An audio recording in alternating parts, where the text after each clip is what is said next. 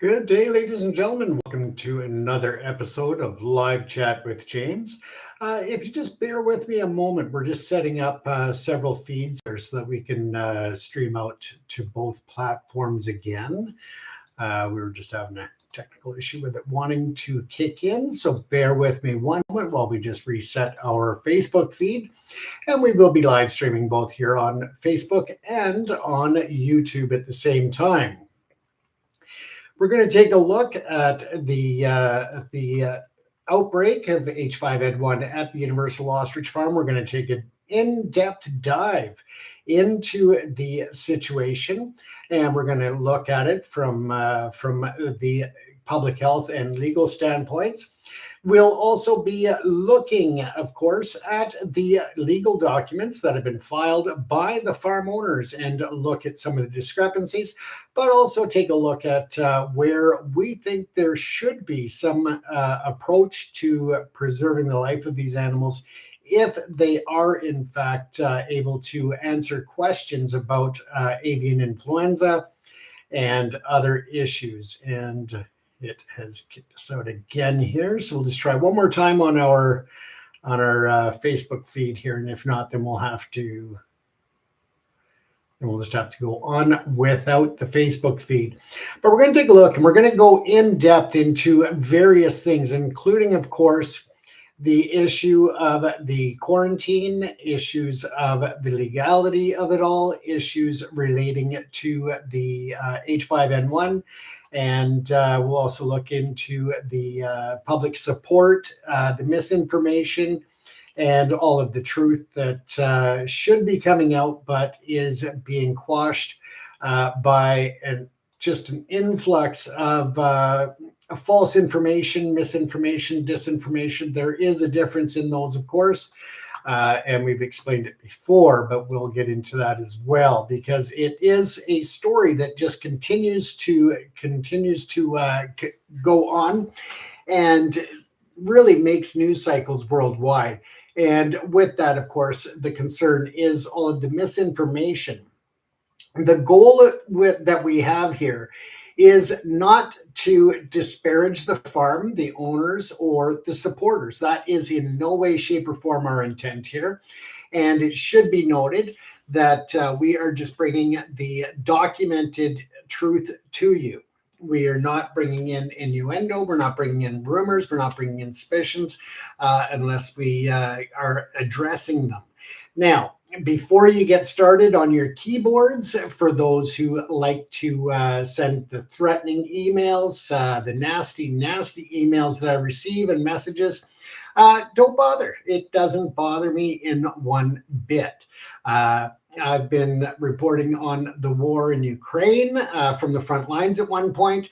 I was being watched by Moscow. They were watching everything that I was reporting coming out of Ukraine. So again, I've been on their watch.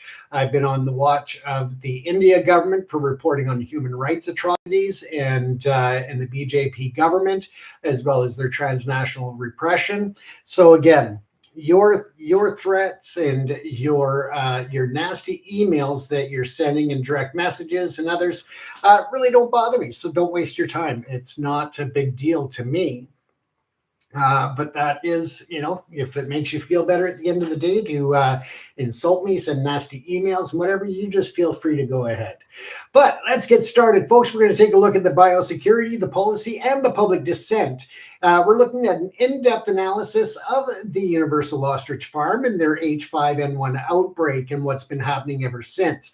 Keep in mind that, once again, this is part one of a multi-part series. We will be dissecting line by line. We'll be going through legal documents and all of that as well to really point out the truth and what is reported as well as what is claimed. Now, as we look at this, there's going to be other issues as well that come up, and that would be, let's start with the website for the farm before it was changed to saveourostriches.com. It was the universal ostriches.ca. And that site was clearly, up until May of 2025, advertising and promoting meat products, beauty care items, ostrich oils, all kinds of things as a commercial farm. So again, if you're going to come at me saying that it's not a commercial farm, we will be presenting the receipts. We will present the evidence showing clearly by the farm's own definition and their own website that they changed in May of 2025. So up until then, they were still promoting it as a commercial farm and looking to get further in terms of expansion and government certification as a meat processor. So again, this is important, and it is the facts based on court documentation as well as the Ostrich Farms ownership as well. So again, important to keep in mind, very important to remember. Now, at this time, we also know that the farm has been doing outreach and fundraising, as have some of the supporters that are on site there to help with their expenses as they're away from home. Some are saying that they are away from home and not working as a result, therefore bills are piling up and so forth. So again, we'll look at that. But what I found interesting is that on the websites between the Universal Ostrich website and the Save the Ostriches site, there are various links to different fundraising activities. And right now, it's really hard to put together how much they have raised. According to the various links that you find, if they are independent of each other, one of the donation links takes you to a page that claims to have raised, and this is as of October the 14th, early morning. Or my apologies, October the 13th. My apologies. The amount was $133,000 on the one link. If you followed the second link, it declared $131,862.76, while another link was showing a total of $167,625. Now, coupled together, that is a very substantial amount. You're looking at essentially, almost $500,000 there. Plus, the GoFundMe is currently showing a total of $76,412. The Give, Send, Go fundraising page is showing a total of $47,550. So that's on those ones there. When you look at the different sites, if you look at them as individual, as I said, that's over $500,000 raised. This does not take into account monies that may or may not have been received via e-transfers directly, because it doesn't show up on those sites. It does not include cryptocurrencies. They have little QR codes to 3 different cryptocurrencies that you can contribute. They have other fundraising options, including sending in physical checks to the farm. So again, we don't know what the numbers truly are that they have raised, but we know that it's in the hundreds of thousands of dollars. At the very low end, you're looking at probably around 200,000, and at the high end, over $500,000, plus the crypto, plus the e-transfers, plus any other contributions such as checks and so forth that have been sent in that have not been shown there, or wire transfers. We want to try to find out, as the owners have stated, that the all donations are fully transparent. So we want to find out what the total amount is that has actually been contributed to the farm. According to their own website, they are looking at around $200,000 in current legal fees, and what all that entails for their definition, we don't know. But there are also some other sites that are supportive of, as I said earlier, individuals that are on site there. They don't seem to be collecting much, really, $5 here, $20 there, sort of thing.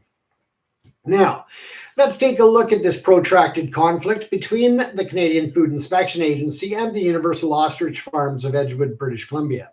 It represents a critical case study at the intersection of animal health, international trade, and public safety, plus the modern dynamics of misinformation.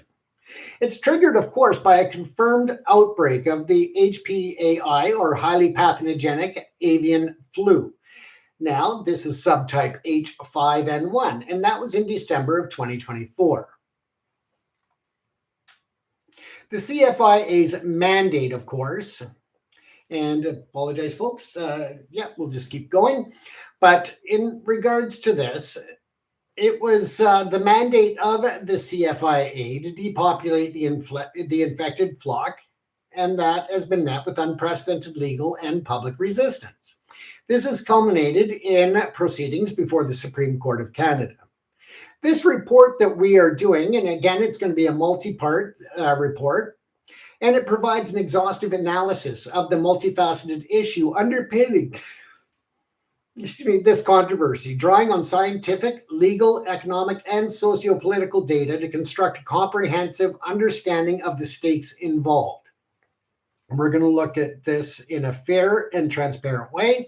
And if you disagree with something, by all means, feel free to put up the evidence. Other than that, you're welcome to continue with the harassment or the nasty messages, whatever you want. I don't care. Personally, it doesn't bother me to, have to delete emails that people are sending that are nasty.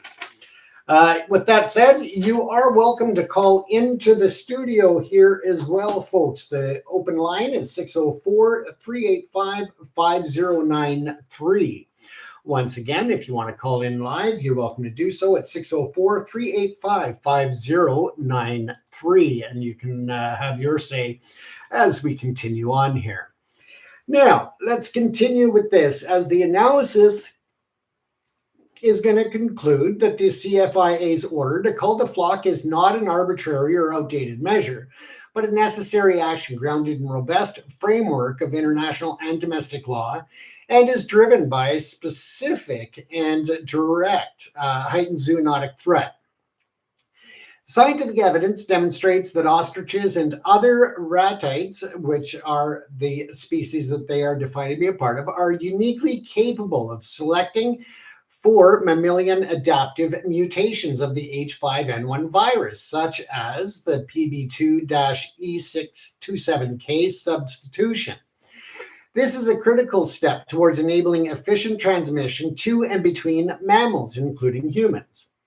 The specific viral strain identified at the Universal Ostrich Farm was found by Canada's National Laboratory to be a novel reassortment of the heightened virulence.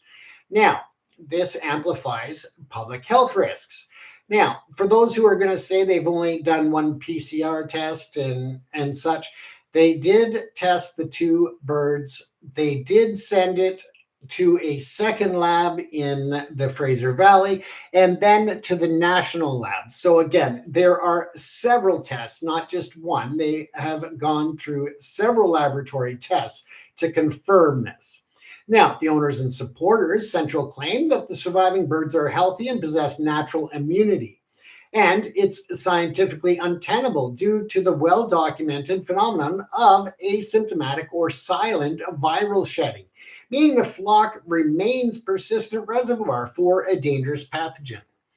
Now, with that said, the CFIA's enforcement actions were escalated in direct response to a pattern of non-compliance by the farm's owners.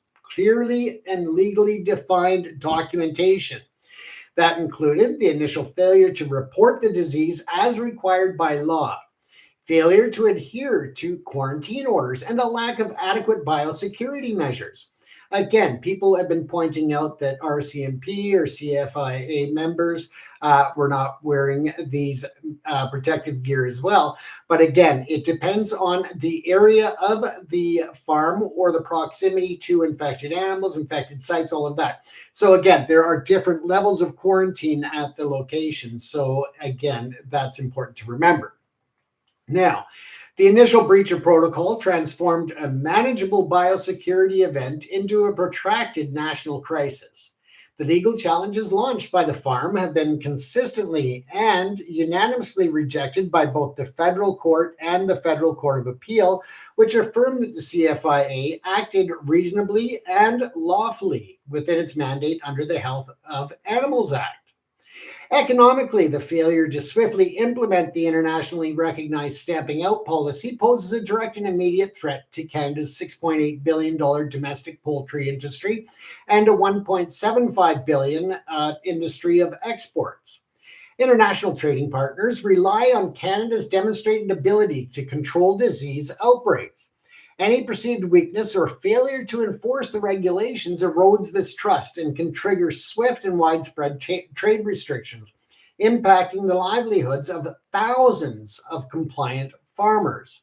Yes, it could impact many other farms and their livelihoods across the nation. The public controversy has been largely fueled by a sophisticated and coordinated misinformation campaign that reframed the technical biosecurity issue as an ideological battle against government overreach. This narrative, amplified by anti-establishment media and groups associated with the Freedom Convoy movement, has proven highly effective at mobilizing public support and generating significant online fundraising. However, it has dangerously obscured the scientific realities of H5N1's threat and has had a detrimental impact on the local Edgewood community. This has faced intimidation, threats, and a volatile environment created by outside activists. And if there's any doubt that I had prior to reporting on this, believe me, when I read my emails and my private messages, I can see why the community would be upset because of the comments, the intimidation, and everything else that I receive. Now, ultimately, the disposition of the flock hinges on the decision of the Supreme Court of Canada. Should the court decline to hear the appeal, the call will proceed, and any financial compensation to the farm will likely be intercepted by creditors to whom the owners owe substantial court-ordered debts. Now, this could change as they have a lot of public support and a lot of donations coming through the door. Maybe they will have enough to pay off their creditors, even though the site claims that it's all for legal fees. It appears that there is a substantial amount over and above at this point. That could change. Now, this case serves as a stark illustration of the challenges facing public health and regulatory bodies in an era of political polarization and rampant online misinformation. It underscores the critical need for robust public communication strategies to accompany emergency health measures and highlight the profound economic and public safety consequences that can arise from the non-compliance. And that is even of one single actor within a deeply interconnected global system. Once again, folks, if you have comments, you're more than welcome to call in to the live line here at the studio, and it is 604-385-5093. So feel free if you want to call in and have your say. Now, let's take a look at the epidemiology and the threat, the H5N1 and unique cases of ratites. The decision of the Canadian Food Inspection Agency to order the depopulation of the entire ostrich flock at the Universal Ostrich Farms is predicated on a rigorous scientific risk assessment. This assessment is not based on a genetic protocol for avian influenza, but on a specific elevated threat profile presented by the H5N1 virus, particularly when it infects ratites, such as ostriches. Understanding this scientific foundation is essential to deconstructing the public controversy and appreciating the gravity to the public health and economic risks at stake. When people are talking about the university and the studies and the professor and everything over in Japan, we will get into that bit later and look at the business partnerships that are going on between the ostrich farm in British Columbia and the professor in Japan through certain bio and pharmaceutical named companies. So we'll get into that when we look at the legal reports and the legal filings. But let's instead right now take a look at the global nature of the HPAI, or highly pathogenic avian influenza. Now, of course, this specifically looking at the H5N1 subtype is a globally significant pathogen that has necessitated a coordinated international response over 2 decades. This is not something that has just happened. It's not something that is new. It's been going on for over 20 years. So for those of you out there that are saying that this is all Trudeau's fault or it's all Mark Carney's fault, this is an international response for over 2 decades. So very important to highlight as well. Now, it was first identified in domestic waterfowl in southern China in 1996. The virus reemerged in 2003 and subsequently spread from Asia to Africa, the Middle East, Europe, and the Americas, largely facilitated by the migratory patterns of wild birds. Some people are saying to me, well, yeah, are they going to kill all the wild birds? Well, let's not be ridiculous here. Of course, it would be impossible logistically to kill all wild birds, and it just is a ridiculous argument. We're talking about birds that are farmed. We're talking about ratites that are being used commercially, introduced into the food system, and not just into the human food supply chain, but also as animal feed for other animals and pets as well. We will cover that again later. Now, in Canada, the HPAI is federally reportable disease. That means that any suspected case must immediately be reported to the CFIA to trigger a rapid containment response. The virus is highly contagious among poultry and can be transmitted through direct contact with secretions from infected birds, especially feces, or through contaminated feed, water, equipment, and clothing. Its environmental resilience is a key factor in its spread. The HPAI virus can survive for extended periods, particularly in cool and moist conditions, with the H5N1 virus capable of surviving in a bird's feces for at least 35 days at 4 degrees Celsius. The primary mode of introduction into domestic flocks is often contact with infected migratory waterfowl. This is the sad reality, and that it was probably a wild duck or other animal that landed in the area of containment of the ostriches on that farm. It wasn't any action that was the result of negligence or anything else on that farm. It was strictly a wild bird landing in that area and infecting the ostriches, which of course continued on. So I think that's important also for the public to understand that at the point of infection, it wasn't the fault of the farm owners. So again, that's important to understand. Once inside the farm environment, though, particularly in facilities with interconnected ventilation systems, the virus can spread very rapidly. The economic consequences of an HPA1 or HPAI outbreak are severe. Since April of 2022, the ongoing H5N1 episodic has led to the humane depopulation of over 19 million birds in Canada alone, with British Columbia being the most affected province, and that's accounting for about 8.7 million of those birds. The culling operations, which affect hundreds of commercial and hobby farms, are a necessary but costly measure to control the disease's spread. While the HPA1 is devastating to avian populations, it's not considered a food safety concern for humans. Standard food safety practices, including the thorough cooking of poultry meats and eggs, effectively inactivate the virus, posing no risk of transmission through consumption. This global context frames the H5N1 as a persistent and economically damaging threat, providing that the foundational rationale for the stringent standardized control measures implemented by nations worldwide, including Canada. Now, what is the ratite anomaly? Why do they present a heightened zoonotic risk? Well, the CFIA's uncompromising stance regarding the universal ostrich farm flock is driven by a critical scientific reality. Okay, very important to point out that this is a scientific reality of it. The threat posed by the H5N1 is not uniform across all avian species. Ratites, the group of large flightless birds that include ostriches, emus, and rheas, represent a unique and particularly concerning host for the virus. Their distinct physiology makes them potential incubators for viral mutations that increase the risk of zoonotic transmissions to mammals, including humans.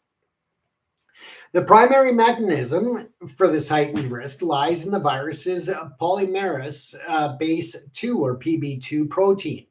For an avian influenza virus to replicate effectively in a mammalian host, it must adapt to the lower temperatures found in the mammalian upper respiratory tract, which is about 33 degrees Celsius, which is significantly cooler than the typical avian body. Now, temperatures of around 41 degrees Celsius is what you would see there. Now, a key mutation that facilitates this adaptation is substitutional at position 627 of the PB2 protein.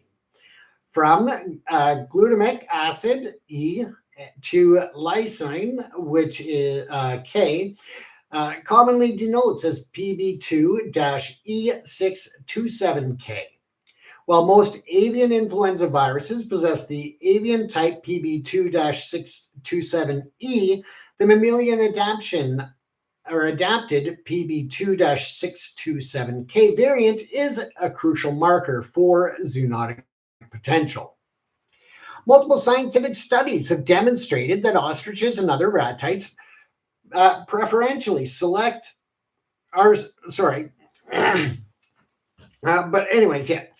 they select for this mammalian adapted mutation. A database analysis of historical H5N1 isolates has found a significantly higher prevalence of the PB2-627K mutation in viruses isolated from ratites compared to those from chickens or ducks. Again, difference.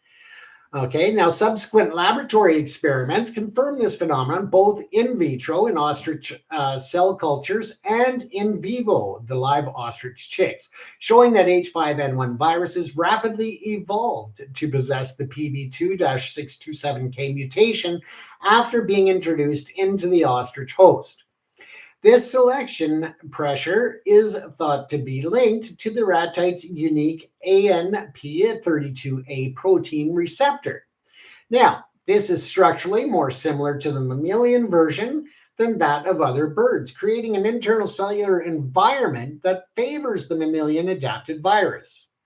The scientific background is directly relevant to the Edgewood breakout. Now, the CFIA's National Center for Foreign Animal Disease conducted a genomic analysis of the virus from the Universal Ostrich Farm and identified it as a novel reassortment not seen elsewhere in Canada. This new strain was not only unique, but also highly virulent. In an affidavit, the Canadian Deputy Chief Veterinarian stated the strain was among the worst virulent ever tested in the national lab, with even low doses proving lethal to mice within days. Critically, this novel strain includes the D1.3 genotype, which has been directly associated with a human infection in a poultry worker in Ohio, underscoring its proven zoonotic capabilities. The farm's operational practices exacerbated this biological risk. The ostriches were raised in an open pasture environment with inadequate biosecurity, including poor fencing and uncontrolled water flow. This setup created a continuous interface between the H5N1 infected domestic flock and wild birds, which are known carriers of diverse influenza strains. Such commingling provides an ideal environment for viral gene swapping or reassortment, the very process that gives rise to the novel and potentially more dangerous strains like the one identified on this farm. Therefore, the CFIA's risk assessment was not based on the visible health of the surviving birds, but on the documented potential for the specific flock in its specific environment to generate and amplify a more dangerous zoonotic version of the H5N1 virus. The agency was responding to a predictable and scientifically validated future threat, not merely a present one. That is important to understand. Now, the clinical progression or asymptomatic shedding and the incubation period. Let's take a look at those next. Now, a central argument advanced by the owners of the ostrich farm and their supporters is that the surviving birds are healthy and have been symptom-free since mid-January of 2025, implying they no longer pose a threat. This claim, while emotionally compelling, is scientifically irrelevant in the context of the HPAI control due to the virus's complex clinical progression in ostriches and the well-documented phenomenon of asymptomatic viral shedding. The incubation period for H5N1 in avian species is variable. Typically, it ranges from 3 to 14 days, though for regulatory purposes, the World Organization for Animal Health recognizes a flock-level incubation period of 14 days. For humans, the incubation period is generally 2 to 7 days after exposure.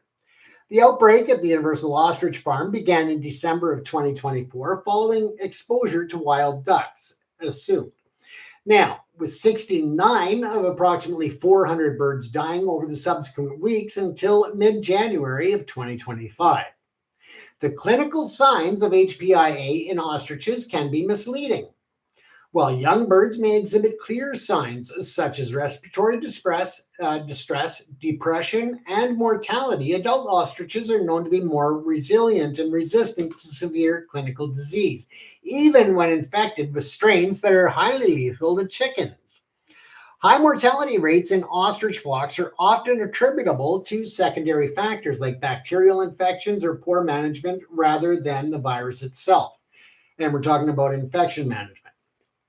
Now, most critically, ostriches can become infected with the HPAI and survive and continue to shed large amounts of the virus in their feces, urine, and respiratory secretions without showing any outward signs of illness. The silent shedding makes a visually healthy flock a potent and deceptive reservoir for the virus. A CFIA affidavit filed in court explicitly noted this risk, stating that infected ostriches may still be shedding the virus despite appearing healthy. This means the owner's claim that the flock has been symptom-free is not evidence of recovery or immunity. It is an expected outcome for this species and does not alter the fact that the flock remains an active source of a highly pathogenic virus. The persistence of the virus in the environment further compounds the risk.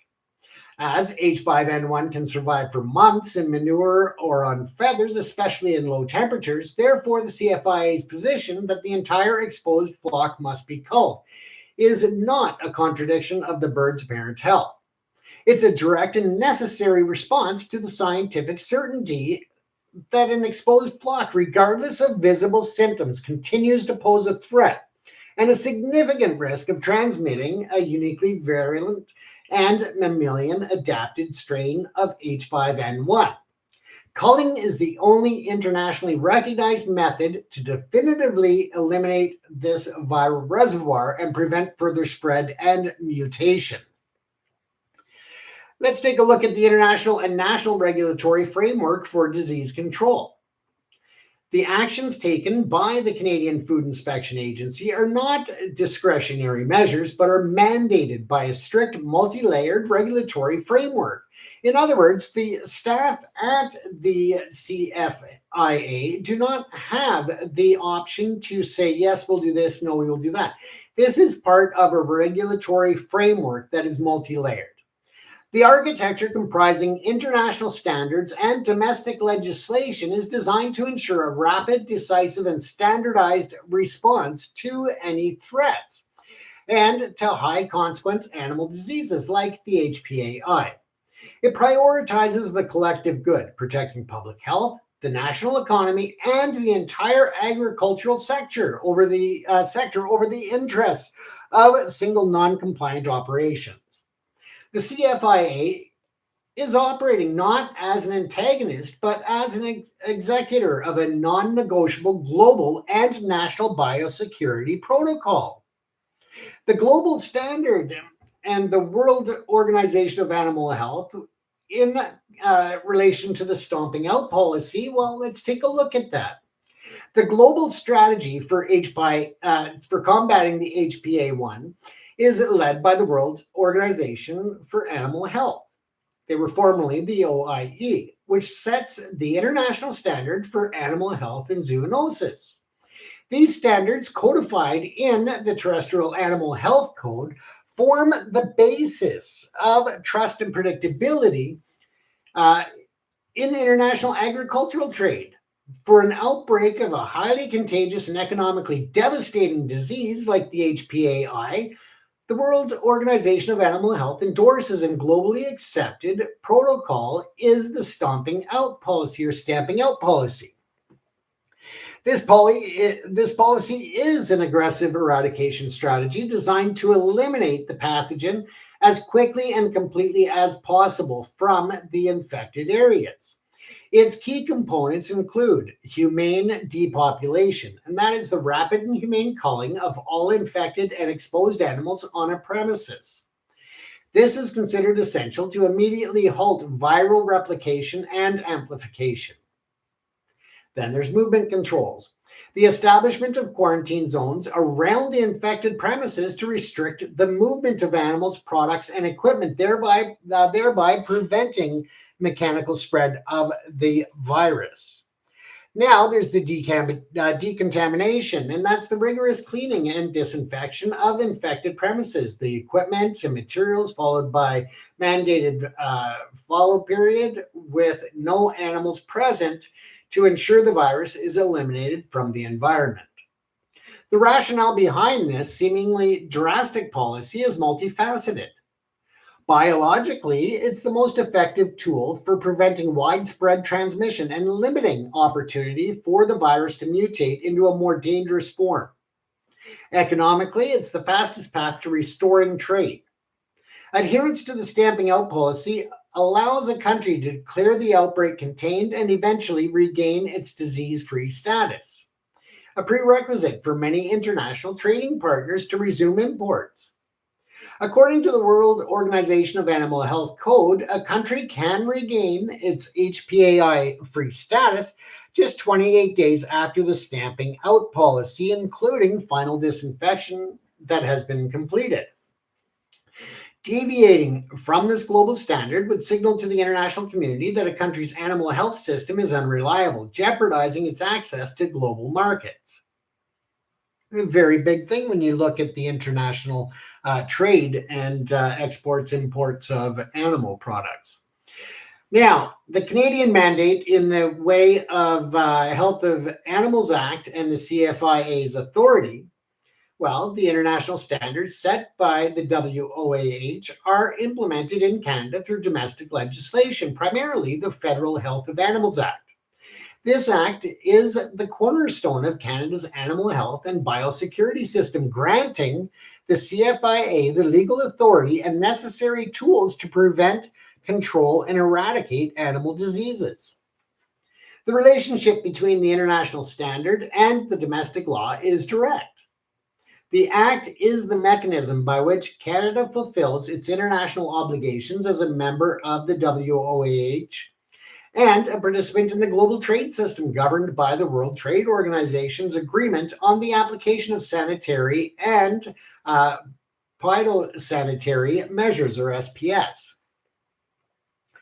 Specifically, when we look at Section 48 of the Health of Animals Act, it empowers the CFIA to issue orders to respond effectively to disease outbreaks.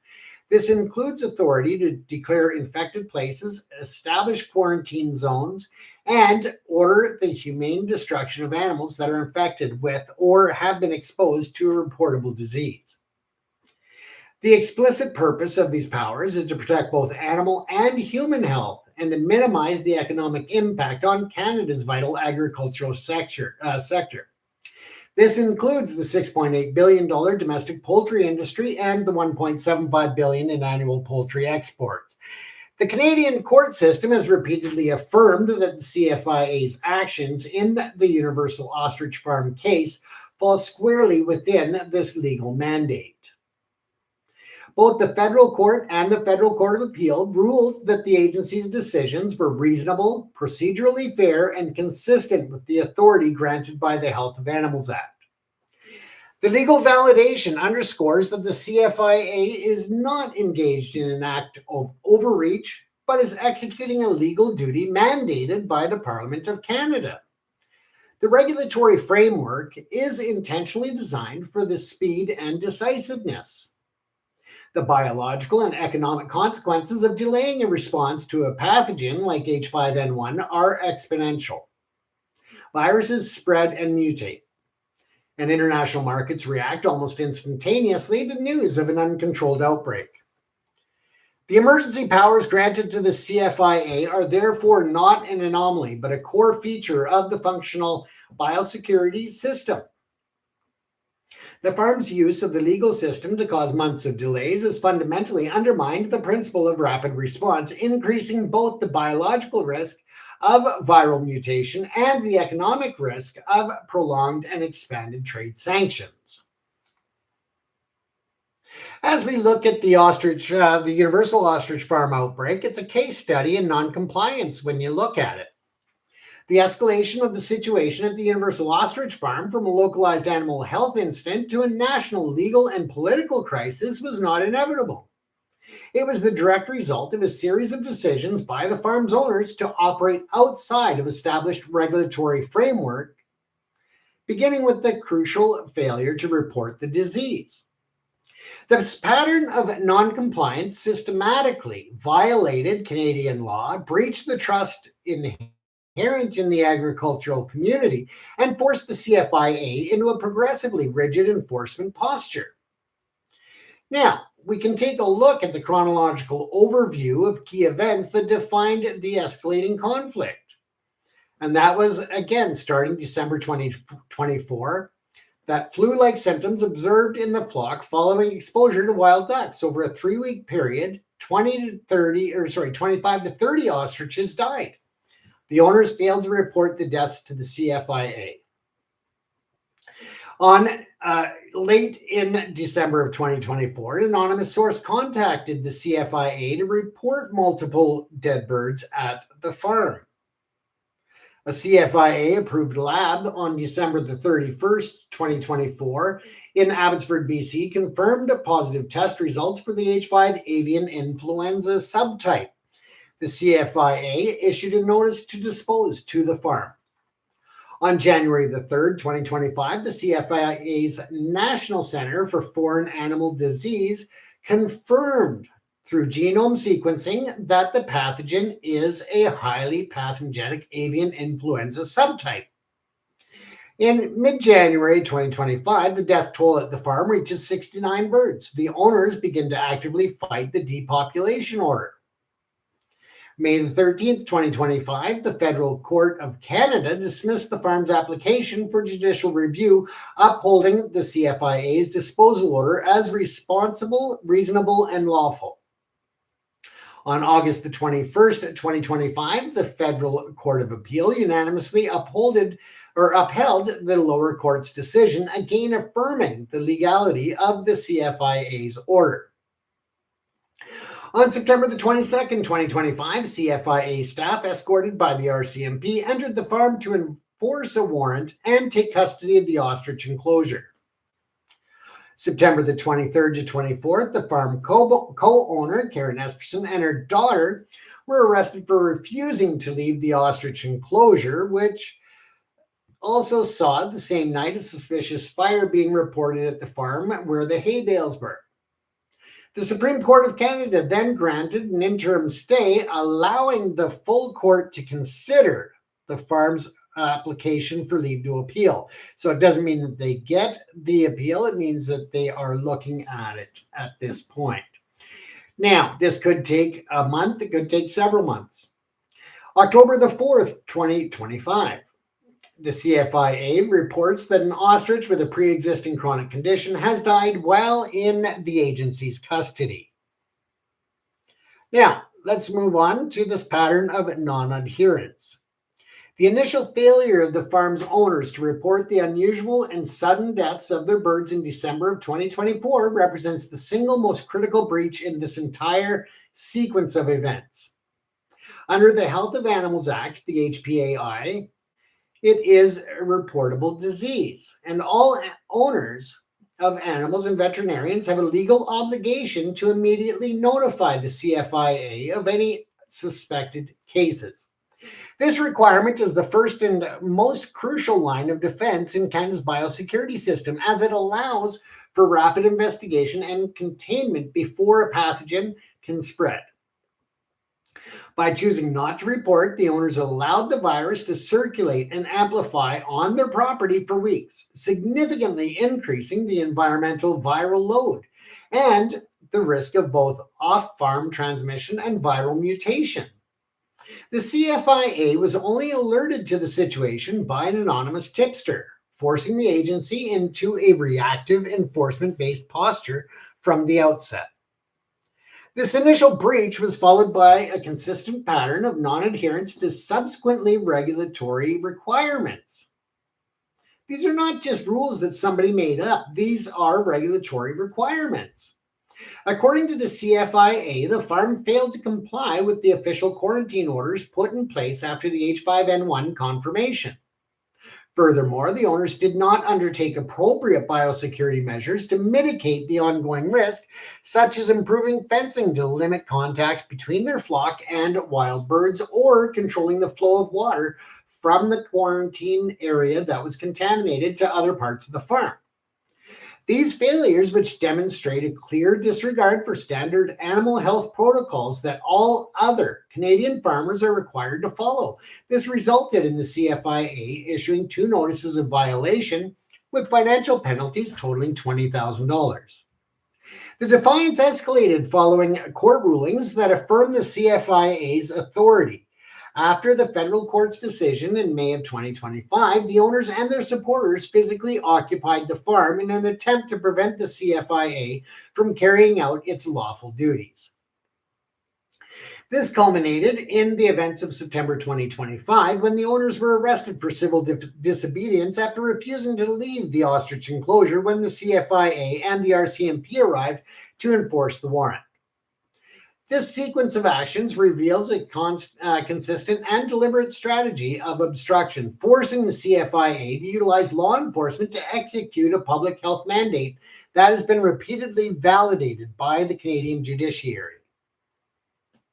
When we look at the owner's own public record, the litigation and financial pressures, while the owners have framed their battle with the CFIA as a principled stand for scientific integrity and animal rights, their public record reveals a history of financial difficulties and civil litigation that provides an important, if separate, context for their actions. Public court documents indicate that the Universal Ostrich Farms and its owners, Dave Belinsky and Karen Esperson, have faced multiple lawsuits from creditors over the past 2 years, with outstanding debts reportedly exceeding $250,000. In May of 2025, 2 businessmen from Fort St. John, British Columbia, obtained a court judgment against the farm for $140,000. Creditors have alleged that the owners have ignored BC Supreme Court orders to repay these debts. Attempts to recover the funds through conventional means, such as garnishing the company's bank accounts, have been unsuccessful, with one lawyer reporting the accounts came up empty. The financial pressure has led creditors to pursue a novel legal strategy, attempting to garnish the CFIA itself. Their goal is to intercept any compensation funds that the federal government might pay to the farm for the value of the culled birds. This has created a complex legal situation where the farm's primary asset, the ostriches, is under a federal destruction order, while simultaneously being the only target for creditors seeking to satisfy their legal judgments. The CFIA has contested these garnishee orders, arguing that no debt is owed to the farm until a decision on compensation is made, a decision that is contingent on the owner's cooperation with disease control measures. So there may not even be any compensation to be had at the end of the day, should they be culled. If there is if there is decidedly compensation to be paid at that time, then possibly those garnishee orders can be refiled and enforced. But with the maximum payable for each ostrich at $3,000 Canadian, it could potentially add up to a sizable amount. Keeping in mind also that there may be other creditors that will need to be paid. These are ones that have already received judgments from the courts here. This could also dictate the discrepancy in the number of ostriches on the farm. The CFIA and the owners of the farm disagree on the number of birds that should be in the populated areas. How many birds should be on the farm? Now, the owners of the ostrich farm do claim to have satellite farms throughout the province and in other regions. Could they have possibly been moved to these other locations before the courts came in, or the CFIA and the RCMP? We don't know. It's possible, but we just don't know. We don't know why there is such a large discrepancy in the number of birds that the owners are claiming and the number that the CFIA is announcing. So we don't know why that discrepancy happens. It could be that compensation at $3,000 per bird, if you declare that you're missing a substantial number of birds, could equalize to a substantial amount of compensation if they get the compensation. Now, the backdrop of the significant financial distress helps to contextualize the owners' intense and public fight to save their flock and their parallel high-profile fundraising campaign. The ostriches represent not only their livelihood, but their sole remaining asset of significant value. The dramatic shift in the farm's public narrative was from a commercial enterprise soliciting investment for meat and oil processing facilities to a research-focused sanctuary seeking donations to save beloved animals.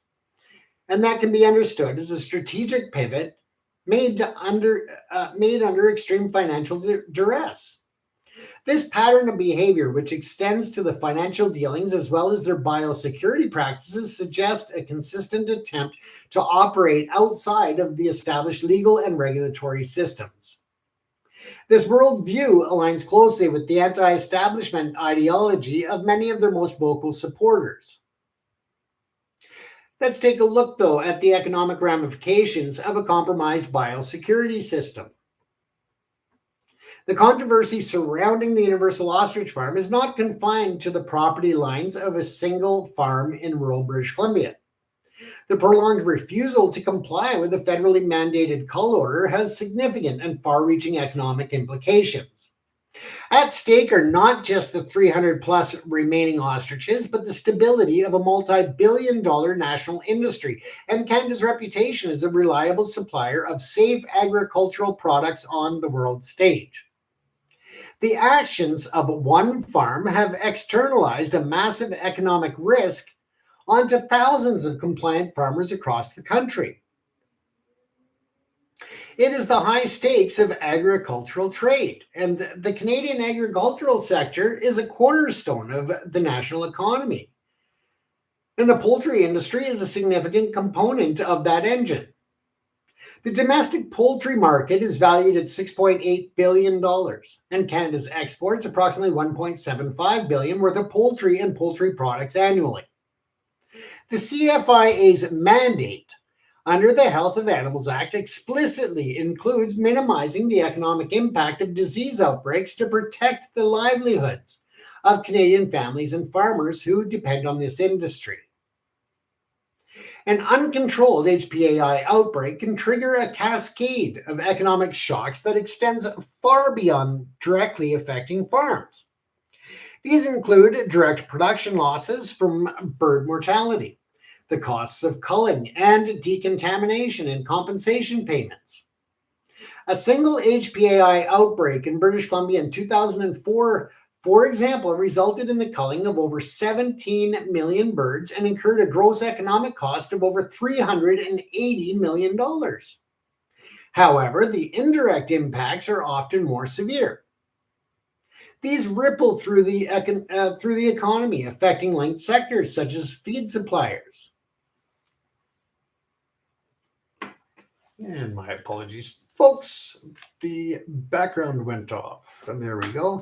That's just telling me that I'm reaching the point of end of this part of the multi-part series.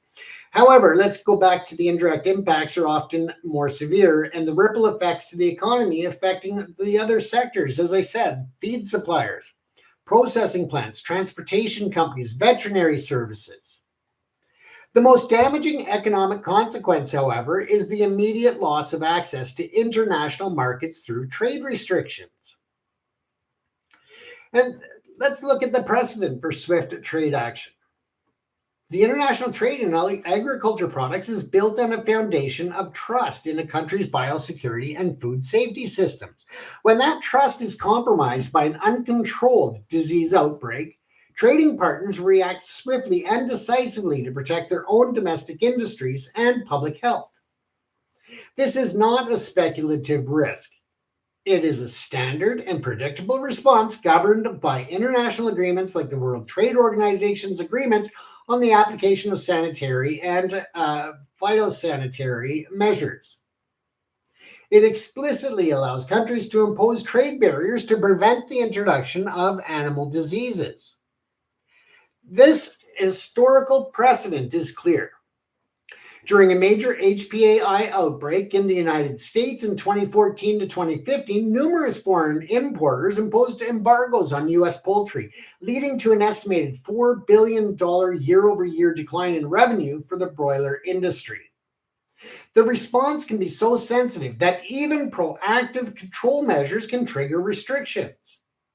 In 2023, the United States banned poultry imports from France simply because France had decided to vaccinate its ducks against the HPA1, citing risks that vaccinated birds could mask an underlying infection.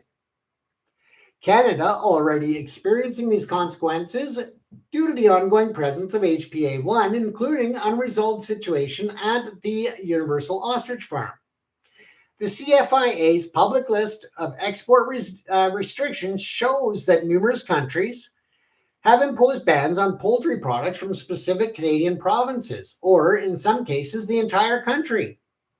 As of late 2025, key trading partners like Japan, Mexico, and Taiwan had restrictions in place for products from British Columbia, while others like China had broader restrictions on all of Canada.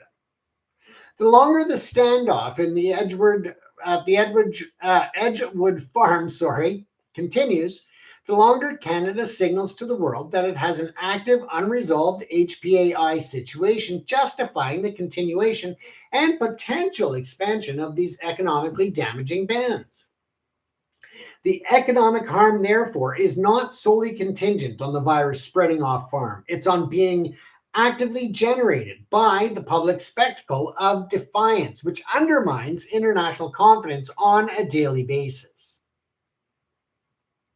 With that, folks, we're going to end this part of the conversation as the end of part 1 in our series, and we will be back. Watch for part 2. Don't forget to like, follow, and subscribe so you can be notified when part 2 is available. It will be available within the next 24 hours, but by subscribing and clicking on that bell, you will be notified the moment that it is live, or on Facebook, you'll be notified as well. Thank you for tuning in. Again, this is James from ProPix TV in Vancouver, British Columbia. Once again, if you have any comments, you're always welcome to leave a voicemail at the studio line at 604-385-5093. Or pay attention to when we go live, as you can always call in during the live episodes as well. You can also email us, smile, S-M-I-L-E, at ProPix Canada, P-R-O-P-I-C-S, Canada.com. Thank you for tuning in, and watch for part 2 in this very important series.